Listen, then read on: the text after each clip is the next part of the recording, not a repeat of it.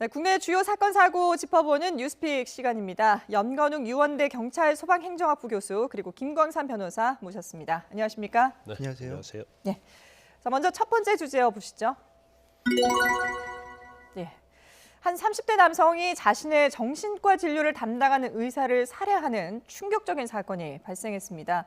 도망가는 의사를 뒤쫓아가서 범행을 저지른 거죠? 네, 안타깝게도 지난 연말 마지막 날이었죠. 31일 오후 5시 44분께 발생한 사건인데요. 한 대형 병원에 있던 정신과에서 치료를 받으러 온 조현병 환자입니다. 네. 일단 정신질환, 중증 정신질환 환자인데 이 환자를 진료하던 담당 의사를 이 환자 중증 정신질환자가 네네. 진료하던 도중에 칼로 흉기로 이제 의사를 찔러서 이게 결국은 사망한 그런 사건입니다. 예, 그러니까 이게 진료실에서부터 흉기를 꺼내서 위협을 하다가 의사가 진료실 밖으로 도망쳐 나왔는데 끝까지 뒤쫓아가서 흉기로 찌른 거 아니겠습니까? 예, 지금 사실 처음에 예. 이제 흉기를 들이미니까 의사가 이제 대피실 피했다는 거죠. 네. 진료실 안에는 대피실 피했는데 그 안에 있다가 보면 이 환자가 외부로 나가서 간호사는 이제 다른 의료진들을 갖다 해칠 우려가 있어서 예. 이제 문을 열고 밖으로 나왔다고 합니다. 예. 그래서 소리를 치면서 다 피해라고 했었고 네네. 그럼에도 불구하고 계속적으로 이 환자가 쫓아와서 굉장히 수에 걸쳐서 이제 흉기를 가지고 가슴 부위를 찔러서 결국 이제 사망을 했어요. 네네. 그런데 아마 그랬던 것 같아요. 이 환자가 전에부터 치료를 쭉 받아오다가 한 1년여 정도 이제 치료를 받지 않았다고 합니다. 예. 그리고 이날은 예약이 없었다고 그래요. 예. 진료 예약이 없었는데 갑자기 찾아왔고 이 의사가 진료 예약이 없음에도 불구하고 이전에 치료한 그런 전력이 네네네. 있기 때문에 이제 그날 마지막으로 들은 환자였기 때문에 예. 아마 진료를 하기 위해서 그랬던 걸로 보입니다. 하지만 이날 이 환자 자체는 그날 본인이 어떤 진료받기 위해서 온 게 아니고 그렇죠. 결국 일부러 계획적으로 흉기를 가지고 본인이 어떤 이런 살인 행위를 하기 위해서 예. 온 것이 아닌가 이렇게 추측이 되는 건데 예. 근데 사실 범행 동기에 대해서는 굉장히 좀 아직은 나온 게 없어요. 그렇죠. 그리고 본인이 경찰에 체포됐는데 굉장히 횡설수설했다고 합니다. 네네. 이제 그런 걸 보면 본인의 어떤 정신적 문제와도 상관이 관련이 있지 않나 싶습니다. 예. 그러니까 지금 말씀하신 것처럼 이 환자가 경찰 조사에서 흉기로 이 의사를 공격한 부분은 인정을 했지만 왜 그랬는지에 대해서는 아직까지 명확하게 밝히지 못하고 있다고 하거든요. 네, 일단 경찰에서도 구속영장을 신청해서 사건을 좀 수사하고 있는 그런 상황인데요. 예. 지금 원인에 대해서는 정확하게 밝혀진 바는 없지만 네. 지금 변호사님 말씀대로 일단 이 환자가 조울증 환자이기 때문에 양극성 정서 장애를 갖고 있는 거거든요. 그러니까 이 질환에 대해서는 사실은 극단적으로 감정이 증폭돼서 기분이 좋았다가 예. 또 굉장히 감정이 또 다운되면서 굉장히 기분이 안 좋아지는 그런 상황이 반복되는 현상인데요. 지금 이 환자가 계속적으로 치료를 받던 그런 상황이었는데요. 예. 치료를 받다가 2015년에 심한 조울증으로 입원을 했었어요, 이 병원에. 그리고 한 1년 정도 치료를 받다가 네. 또 1년이 지난 그 상태에서 그러니까 1년 이상 지금 외래 진료를 받지 않은 상태에서 네. 지금 이 의사를 찾아갔던 상황이고요. 그 의사를 찾아갔던 상황이 결국은 치료를 받지 않은 기간이 1년 이상 지속된 그런 예. 상황에서 지금 진료를 받던 상황에서 자신의 어떤 감정을 주체하지 못해서 사건을 저지른 것으로 보이고 있긴 합니다. 네네네. 그래서 예. 12월 31일 마지막 날, 한 해의 마지막 날, 그리고 또 이 병원 진료도 거의 끝나가는 시간이어서 어떻게 보면 좀 느슨해질 수 있는 여러 가지로 좀 마음이 느슨해질 수 있는 그런 상황에 발생한 안타까운 사건인데 근데 지금 이 의사 같은 경우에도 지금 무방비로 당한 상태 아니겠습니까? 그리고 이 네. 남성 같은 경우는 흉기를 미리 상당히 큰 흉기를 가지고 갔다고 하는데 이렇게 흉기를 가지고 갔다면은 계획적인 범행으로 봐야 되는데 처벌은 어떻게 할 수 있는 건가요? 일단 살인은 분명하죠. 예. 그런데 우리가 이제까지 항상 걱정해왔던 것들이 이러한 흉악한 범죄에 대해서 어떤 심신미약, 특히 정신적인 예. 문제로 인해서 심신미약을 주장하는 경우에는 이제 법원에서 필요적으로 감경하도록 돼 있거든요. 네. 그래서 최근에 정신과 관련된 범죄에서 다 그렇게 주장을 했죠. 나는 6개월만 살고 나오면 예. 된다. 그리고 이전에 우울증 치료를 받은 적이 있다. 이런 식으로 얘기를 많이 했어요. 네. 근데 이 환자 같은 경우에도 보니까 굉장히 중증 환자였던 걸로 사료가 됩니다. 예. 왜냐하면 입원을 굉장히 오랫동안 하고 있었고요. 또 치료 기간이 굉장히 길었어요. 그러면 이 양극성 장애, 즉 조울증의 정도가 굉장히 심해졌다고 볼 수가 있는데 항상 심신미약에 의해서 형이 감경되려고 하면 네. 이제 범행 당시에 어떤 의사를 결정할 능력 또는 사물을 변별할 능력에 있어서 문제가 있어야 하는 거거든요.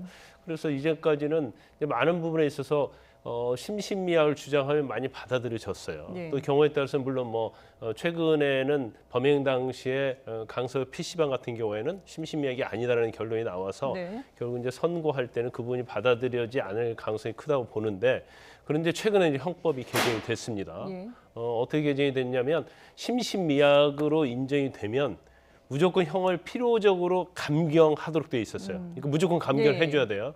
그런데 지금은 감경하여야 한다 해서 감경할 수 있다로 법이 개정이 됐기 예. 때문에 재판부에서 심신미약이 설사 인정된다 하더라도 이건 정신적인 엄청난 문제에 의해서 범죄를 저질렀다 하더라도 네. 여러 가지 동기랄지 상황을 봐서 형을 감경할 수도 있고 하지 않을 수도 있어요. 예. 그래서 이제 판사의 재량이 맡겨지게 된 거죠. 예. 앞으로 그럼 좀 뭐 수사 상황이라든지 뭐 이런 병력 기록이라든지 이런 부분들을 좀 고려해야 되는 그런 상황들이 남아 있는데요. 근데 지금 이 숨진 정신과 의사에 대한 추모 물결도 이어지고 있습니다. 특히 자살 예방에 그동안 힘써왔던 분이다라는 게 알려지면서 더 안타까움을 사고 있죠. 네, 지금 청와대 국민청원도 19,000여 건에 이를 정도로 지금 계속적으로 국민청원이 늘어나고 있는 그런 상황인데 네. 지금 사망하신 그 의사 선생님께서는 굉장히 자살 예방에 아주 독보적인 분이었고요. 네. 또 많은 사회봉사를 하셨던 분이에요. 네네. 그래서 군에서도 자살 예방 교육을 담당하고 계셨던 분이고 또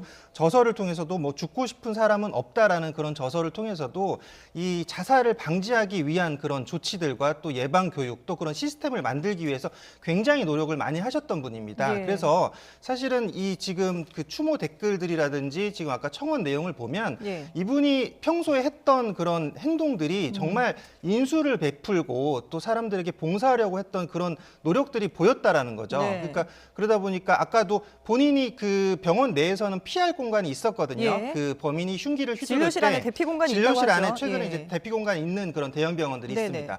그래서 진료 공간 그 대피 공간으로 피하셨으면 됐는데 거기서 딱 처음에는 피했다가 간호사들이 위험하다라고 판단하신 예. 거예요. 그래서 빨리 피해라.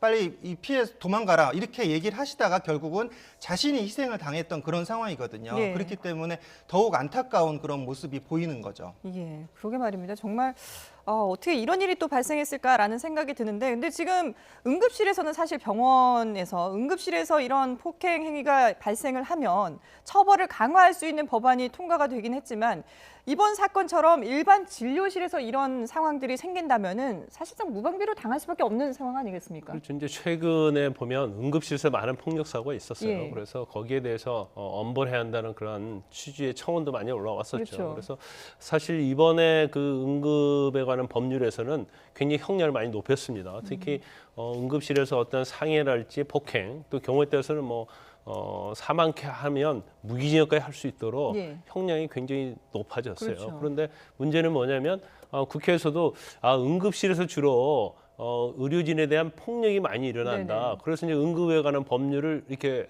개정을 했거든요. 그렇죠. 그런데 지금 이번 사태도 그렇고 사실 응급실에서만 일어나는 건 아니거든요. 네. 경우에 따라서 저도 주위에 의사 친구들 보면 진료하다가도 갑작스런 행동에 의해서 폭행당하고 그런 경우가 상당히 많이 있다고 그래요. 네네. 특히 또 한의원 같은 경우에서 침을 놓다가 폭행을 네. 당하고 그렇기 때문에 지금 의사협회에서는 이거 응급실에만 관련된 게 아니고 일반 진료와 관련해서도 이런 법이 좀 제정이 돼야 한다. 그리고 어떤 시스템에 관한 문제. 그러니까 만약에 이번 사태와 같이 환자 어떤 돌발적인 행동에 의해서 의료진이 위험에 처했을 때 예. 그걸 바로 대응할 수 있는 조치가 취해져야 하잖아요. 예, 근데 결국 그렇죠. 119나 아니면 112에 신고를 해서 경찰이 출동할 때까지 기다려야 하는데 경찰이 아무리 빨리 온다 하더라도 5분에서 10분은 걸리거든요. 네. 그런데 이러한 우발적 범죄 또는 계획적 범죄 자체는 이제 순식간에 일어나는 그럼요. 거예요. 그러면 사실 병원 내에서도 어떤 경비원이랄지 보안 요원을 좀 둬서 네. 그 보안 요원도 스스로 물리력을 행사할 수 있는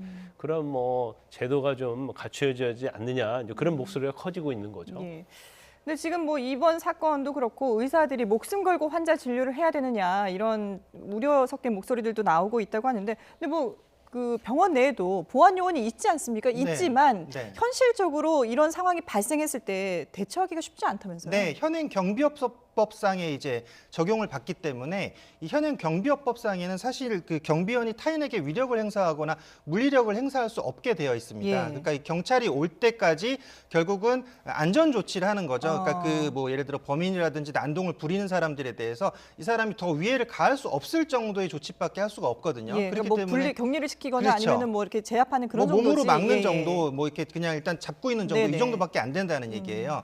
그렇기 때문에 지금 이런 상황에서는 사실 그런 경비업법에 해당하는 그런 그 경비 업무를 하는 특히나 이런 그 병원 응급실에서의 업무는 조금 더 법을 조금 좀 완화시키든지 또는 그러니까 이 경비들이 네. 조금 더 적극적인 조치를 취할 수 있는 방법을 좀 강구해야 될 필요성이 있고요. 예. 특히나 지금 그 응급실 폭행 방지 대책이 나와서 지금 법안이 지금 시행이 되고 있잖아요. 네. 거기에 보면 뭐 폭행 같은 경우는 최대 10년 이하의 징역이고 또 중상해 같은 경우는 3년 이상의 징역 또는 무기징역까지 처할 수 있다라고 한 그 법안이 지금 생긴 이후에 지금 또 바로 발생한 그런 사건이라는 거죠. 네네. 그러니까 이게 법안의 문제가 아니라 결국은 시스템의 문제라는 겁니다. 그러니까 이제는 이 전반적인 관리 시스템, 이 병원 대형 병원의 전반적인 관리 시스템을 외국의 좀 좋은 사례들을 들여올 필요성도 있다라고 보여지는데요. 예. 그러니까 특히나 뭐 공항 같은 데 보면 검색대가 있잖아요. 네. 그러니까 지금 어떻게 이 30cm가 넘는 칼을 갖고 들어왔겠어요? 이거 금속이잖아요. 그렇죠. 이런 것들을 일단 처음에 제지할 수 있는 또는 한번 확인할 수 있는 그런 시스템들, 그러니까 예를 들어 금속 탐지기를 출입문에 도입을 한다든지 네. 필요한 경우는 좀 의심이 가는 사람에 대해서는 좀 뭐 검문 검색 필요한 경우 뭐 검문 검색을 좀 한다든지 왜냐하면 그 안에 있는 사람들이 보통 환자들 또는 보호자들 또는 의료진들이란 말이죠. 네. 이들이 다쳤을 때 또 어떻게 더 큰 피해를 봤을 때는 우리가 그런 시스템도 도입할 필요성이 있지 않을까라는 그런 생각도 좀 들고요. 예. 또 그 각 방마다 특히나 이제 응급실이라든지 이 정신과에 해당하는 그런 시설에는 비상벨을 설치하는 게 좋을 것 같습니다. 지금 비상벨 설치가 돼 있기도 있다고 해요. 하죠. 돼 예. 있기도 한데 실제로 비상벨이 설치돼 있어도 그 비상벨이 제대로 지금 작동할 수 없는 그런 시스템이었다라는 거죠. 비상벨이 그러니까 무슨 얘기냐면 그러니까 이 비상벨이 작동해서 지금 만약에 그 어떤 위해를 가하는 그런 상황이 됐을 때 갑자기 칼을 들이대는 그런 상황이 되면 네. 비상벨을 눌러도 이미 소용없다는 그렇죠. 그런 상황인 거죠. 예. 그렇기 때문에 그런 상황을 어떻게 조치해야 되냐. 그러니까 아까 제가 말씀드렸듯이 선제적인 조치가 일단은 선행이 돼야 된다라는 네네. 말씀이고요. 그 이후에 또 이런 어떤 난동을 부렸을 때 제압하는 조치가 어떻게 우리가 효과적으로 이루어져야 할 것인가. 이런 모든 시스템들을 좀 검토해 봐야 된다라는 그런 말씀을 드리고 예. 싶습니다. 그러니까 뭐 폭행 같은 이런 돌발 상황이 발생했을 때 이런 상황이 좀 더 악화되지 않도록 잘 제지하는 막는 그런 방안도 고민을 해봐야 되지만 이게 예방을 하는 그런 문제점들도 한번 생각을 해봐야 된다라는 말씀을 해주셨는데 근데 지금 이 환자 같은 경우에는 1년 전에 퇴원했던 환자가 이번에 예약 없이 정신과를 찾아서 범행을 저질렀다는 점에서 이 중증 정신질환자들의 관리 부실이 아니냐 이런 목소리도 나오고 있거든요. 충분히 이제 그런 목소리에는 귀를 기울여야 한다고 생각을 합니다. 예. 그리고 이제 정신과와 관련된 어떤 질환자 중에서 이제 제일 중요한 부분은 이제 최근에 특히 어떤 흉악범죄, 강력범죄와 관련된 예. 사람들이 중증 질환자거든요. 예. 그래서 사실 중증 질환자에 대해서도 관리를 해야 하는 게 맞는데 지금 저희가 그래픽으로 보여드렸습니다만은 전체 중증 정신질환자 수가 20만 명이 넘거든요. 네. 그런데 사실 관리를 하려면 등록을 해야 하지 않겠어요? 그러면 지역에 있는 정신건강증진센터에 등록을 해야 하는데 그중에 70%인 14만 한 6천 명밖에 등록이 돼 있지 않습니다. 예. 그리고 일단 정신병원에 퇴원했는데 네.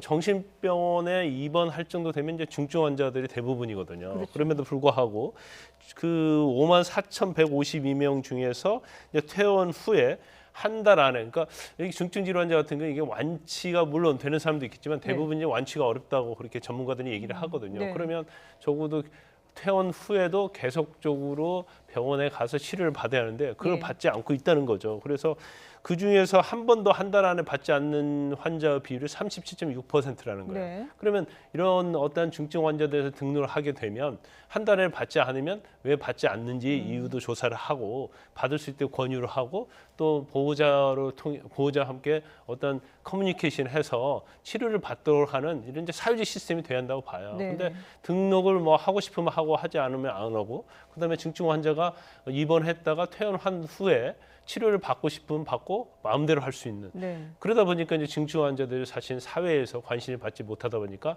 제대로 관리가 되지 못하고 근데 그러다 보니까 어떤 병세가 더 악화돼서 이러한 범죄를 저지르는 그런 원인이 된다고 봅니다. 그래서 예. 이 부분에 대해서도 철저하게 좀 시스템을 좀 완비를 해서 국가적인 차원에서 좀 관리를 해야 한다. 이렇게 관리하는 것은 사실은 인격 침해나 그런 건 아니거든요. 네네. 그렇기 때문에 근본적인 문제 해결책을 제시를 해야지 단순히 뭐 예를 들어서 정신과 관련된 사람에 대해서 처벌만 강화한다고 하면 그 사람은 그걸 인식하지 못하잖아요. 네. 근데 이런 부분들이 필요하다고 봅니다. 예, 이 중증 정신질환자에 대한 체계적인 관리와 함께 또 병원 내에서 발생하는 폭력 사건, 이런 끔찍한 사건들을 막을 수 있는 근본적인 원인을 좀 방법을 찾아봐야 되지 않을까 싶습니다.